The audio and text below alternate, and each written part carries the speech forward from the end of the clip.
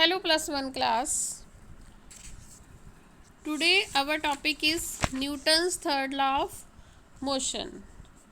ਆਪਾਂ Newton first law of motion कर लिया, सेकेंड लॉ ऑफ मोशन कर लिया, ठीक है। Newton first law of motion नाल ਆਪਾਂ फोर्स ਨੂੰ डिफाइन ਕੀਤਾ ਸੀਗਾ, ठीक है। सेकेंड लॉ ऑफ मोशन नाल ਆਪਾਂ एक्सटर्नल फोर्स एंड एक्सलरेशन ਦੇ ਵਿੱਚ फार्मूला ਡਰਾਈਵ ਕੀਤਾ ਸੀਗਾ। थर्ड लॉ ऑफ न्यूटन ਆਪਾਂ ਨੂੰ ਇਹ ਦੱਸਦਾ ਹੈ ਕਿ ਇਸ ਐਕਸਟਰਨਲ ਫੋਰਸ ਦਾ ਓਰੀਜਨ ਕੀ ਹੈ, ਇਹ ਐਕਸਟਰਨਲ ਫੋਰਸ ਕਿੱਥੋਂ ਆਉਂਦਾ ਹੈ। एक्सटर्नल फोर्स किसी बॉडी ते हमेशा किसी दूसरे बॉडी तो अराइज हुंदा है। एग्जाम्पल, अपने कोल कोई स्प्रिंग है, स्प्रिंग नूं आपां प्रैस करते हाँ अपनी फिंगर्स दे नाल, ठीक है। अपनी फिंगर्स फोर्स फील करदियां ने। इन टर्न जिहड़ा कंप्रैस्ड स्प्रिंग है वो भी अपनी फिंगर्स ते फोर्स एग्जर्ट कर रहा हुंदा है, ठीक है। इस तरह ही अर्थ किसी स्टोन आप गिरते हैं तो ग्रैविटी करके डाउनवर्ड लेके आती है उसनूं, ठीक है। आप किसी हाइट तो स्टोन गिर रहे हैं तो वो टूवर्ड्स अर्थ आएगा क्योंकि ग्रैविटी करके। न्यूटन कहता है कि स्टोन भी उन्नी ही इक्वल एंड ऑपोजिट फोर्स अर्थ ते लगाएगा। स्टोन ते आपां नूं फोर्स लगी हुई नहीं दिखती हैगी क्योंकि अर्थ का मास बहुत ज़्यादा है कंपेयर टू स्टोन, ठीक है। मतलब स्टोन जिहड़ा है अर्थ ते फोर्स लगा रही है बट वो आपां नूं नहीं पता लगता, नहीं फील कर सकते हैगे क्योंकि अर्थ का मास स्टोन के मास नालों बहुत ज़्यादा है।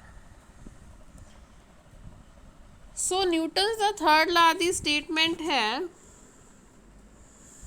To every action there is always an equal and opposite reaction. Action का मतलब force exerted by one body on the other body. Reaction का मतलब force exerted by second body on the first, ठीक है। यह दोनों फोर्स इक्वल होणगे but opposite होणगे। मतलब पहली बॉडी का फोर्स दूसरी बॉडी के फोर्स के नैगेटिव दे इक्वल होएगा। फोर्स नेचर दे विच कदे भी सिंगली एग्जिस्ट नहीं करता, मतलब सिंगल फोर्स है ये। फोर्स हमेशा पेयर दे विच हुंदा है, जोड़े दे विच हुंदा है, दो फोर्सिस हुंदे आ, ठीक है।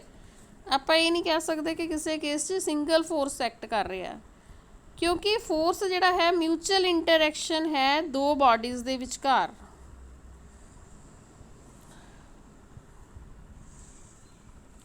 The statement means that in every interaction there is a pair of forces acting on the two interacting objects.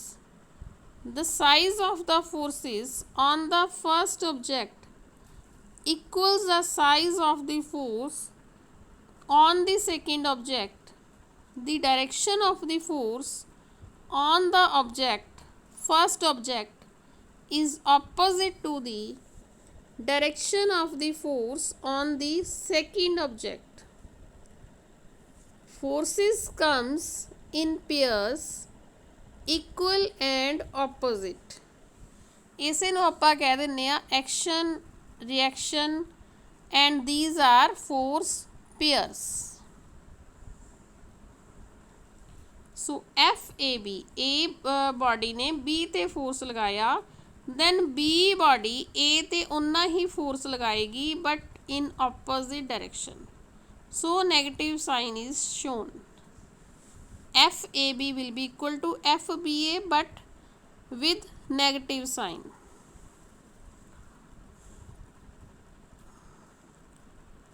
Action and reaction actually की है जस्ट फोर्स ही है, ठीक है, सिंपल तो क्लीयर वे जिहड़ा थर्ड ला नूं समझण दा है कि फोर्स हमेशा पेयर्स दे विच हुंदे ने। Force on a body A by B is equal and opposite to the force on body B by A.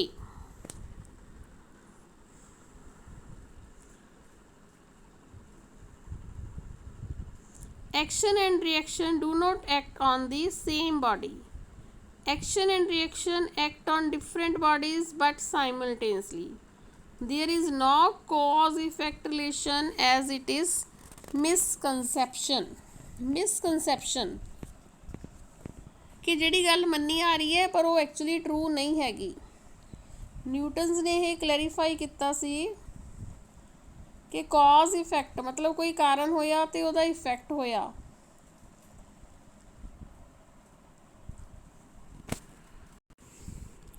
Force लग रही है वो एक फोर्स एक्शन होएगी, दूसरी फोर्स रिएक्शन होएगी। ठीक है, उन्होंने इंस्टेंट सेम होएगी मतलब सेम टाइम ते साइमल्टेनियसली वो एक्ट करनगे।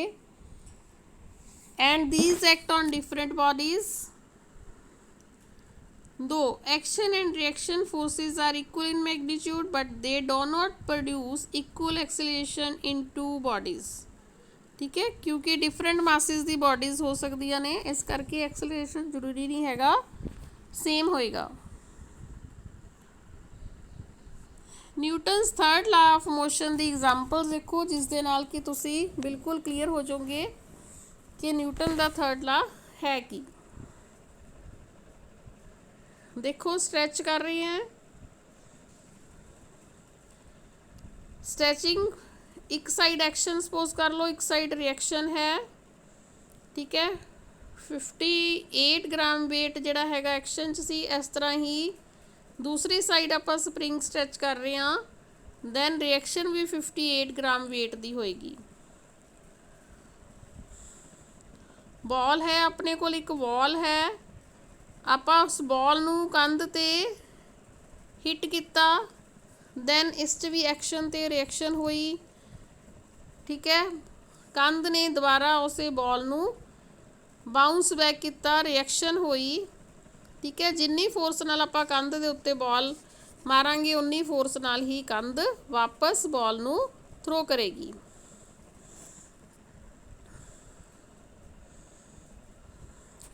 गन दी एग्जाम्पल लै लो तुसी, रिकॉइल ऑफ गन, इस भी न्यूटन्स थर्ड ला ही है। किस तरह है देखो,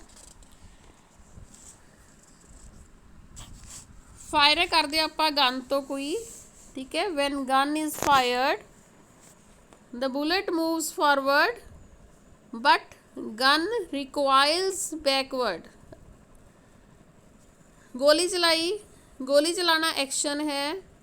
ठीक है, उन्ने ही फोर्स नाल गन जिहड़ी हैगी पिछे नूं भी धक्की गई, यह रिएक्शन है।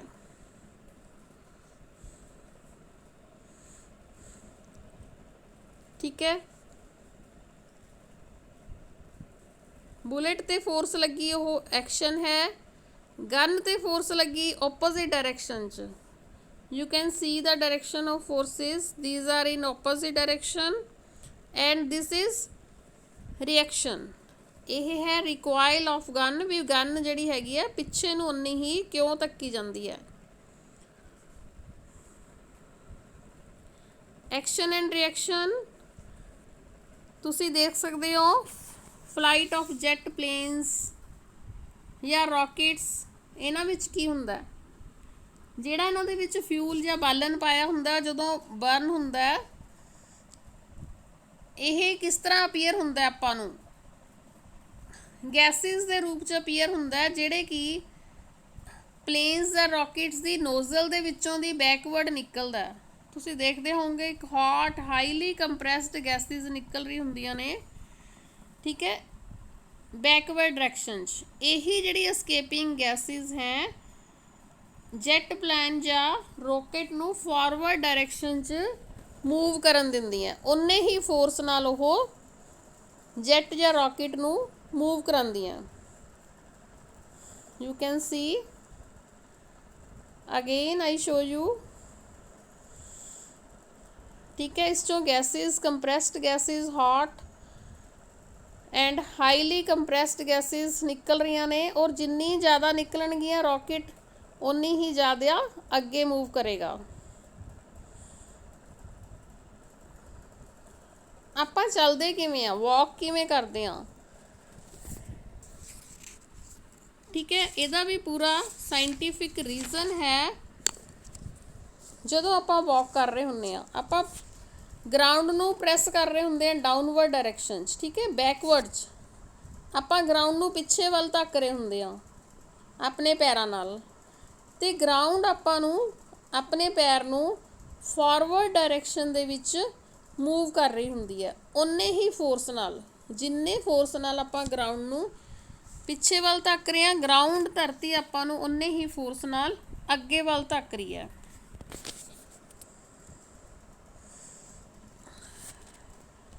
अपना वेट है, ठीक है। वेट जिहड़ा हैगा अपना डाउनवर्ड डायरैक्शन एक्ट कर रही है, उन्ना ही रिएक्शन उपर वाली डायरैक्शन एक्ट कर रही है। पर हुण आपां तुरदे किवें आ, एक्शन एंड रिएक्शन, ठीक है।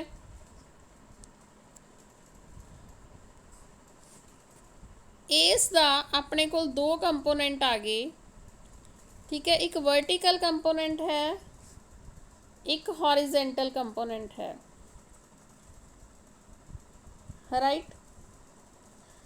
जदों परसन ने ग्राउंड नूं बैकवर्ड डायरैक्शन च पास प्रैस किया, ठीक है, अर्थ बैकवर्ड डायरैक्शन चली गई, क्योंकि अर्थ का मास बहुत ज़्यादा है। सो जिन्ना भी अर्थ दे विच एक्सलेशन प्रोड्यूस होया, ठीक है, वो निगलीजिबल है, इनू आपां डिटैक्ट भी नहीं कर सकते हैगे, ठीक है। बट जिन्ना आपां हॉरिजेंटल कंपोनेंट होया अपना, उस करके आपां अगे नू मूव कर सकते हैं, ठीक है। अपने मूव करन दे विच रिएक्शन दा हॉरिजेंटल कंपोनेंट मैटर करता है। फिर यही कारण है कि अपना मास ते अर्थ दे मास च बहुत ज़्यादा डिफरेंस है, इस करके अर्थ लई अपना रिएक्शन निगलीजिबल है, बट अर्थ आपां नूं अगे मूव करन लई इस तरह हैल्प करती है।